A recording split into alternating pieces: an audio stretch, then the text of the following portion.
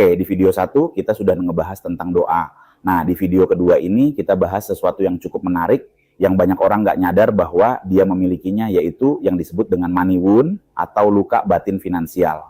Nah, apa itu luka batin finansial? Luka batin finansial contohnya adalah misalnya kalau Anda lihat di sosial media banyak orang sekali yang nyinyir terhadap orang kaya. Wah, orang kaya mah korupsi. Wah, orang kaya mah begini. Wah, pewaris versus perintis. Whatever lah. Pokoknya intinya adalah membenci sesuatu yang kaya sementara dirinya tidak kaya. Nah, kenapa ini terjadi? Itu dulu pertanyaannya. Kenapa sampai muncul rasa benci terhadap sesuatu atau seseorang yang katakanlah kaya? Wah, kalau kaya mah korupsi dan sebagainya. Itu tadi kan ini pula, apapun itu ceritanya begitu. Nah, money adalah sebuah luka batin keuangan yang muncul di masa lalu yang terbawa sampai sekarang. Dan mungkin Anda nggak nyadar bahwa itu muncul. Contoh paling gampang, kalau Anda dulu pernah ada seseorang dulu gitu ya, pernah waktu masih muda gitu dihina sama orang kaya, waktu dia masih muda, waktu masih kecil atau apapun itu dihina sama orang kaya. Kemudian dalam hati dia langsung bilang bahwa orang kaya sombong banget ya, benci, sebelah, dan seterusnya.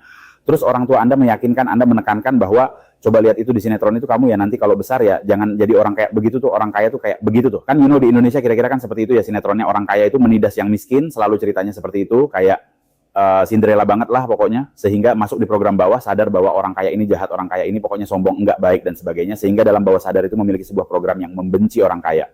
Nah, apa yang terjadi di masa depan ketika Anda dewasa? Anda sudah nggak nyadar itu cerita lama, cerita masih kecil, pernah dihina dan sebagainya. Tetapi bahwa sadar Anda tidak pernah lupa. Ingat bahwa sadar atau luka batin tidak punya expired date kecuali Anda lepasin. Nah, yang terjadi adalah bisa saja ketika Anda kerja dapat proyek-proyek kecil, which is fine, nggak ada masalah, proyek-proyek kecil masuk aja dia. Tetapi begitu ada tawaran proyek besar, apa yang terjadi? Kok nggak srek ya? Kayaknya ada udang di balik batu deh. Kayaknya ini nggak bener deh. Nah, hal-hal itu mulai muncul sehingga membatalkan proyek besar. Coba perhatikan baik-baik di hidup Anda. Kalau hal kecil, duit kecil kok gampang masuk. Kalau duit besar kok kayaknya nggak pernah masuk, kok susah sekali.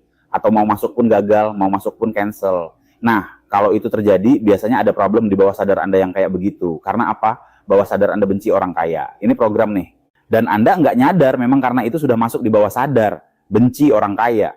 Sehingga ketika ada proyek besar masuk, otak Anda langsung bilang, ini kalau goal nih, ini jadi kaya nih saya nih. Tapi bawah sadarnya tiba-tiba nggak nyaman. Tiba-tiba dia dihadapkan di situasi menjadi orang yang dia nggak suka atau dia benci.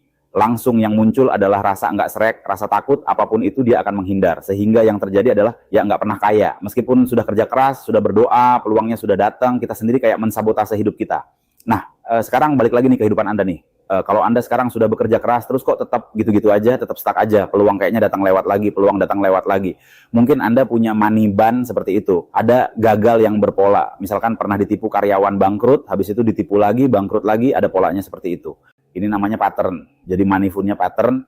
Atau misalnya benci uang. Karena dulu waktu masih kecil orang tua pernah berpisah karena uang, atau orang tua selalu bertengkar. Jadi diingatan dia waktu masih kecil selalu orang tua itu bertengkar urusan uang, sehingga dia bilang apa? Uang ini bikin masalah keluarga, sehingga yang penting adalah keluarga. Yang penting itu setiap kawan uang itu nanti aja. Uang kan bisa dicari. Kawan kalau hilang, wah nggak bisa dicari lagi. Jadi membuat seolah-olah uang ini jadi sesuatu yang jelek, yang pokoknya ini bikin hidupku berantakan dan sebagainya.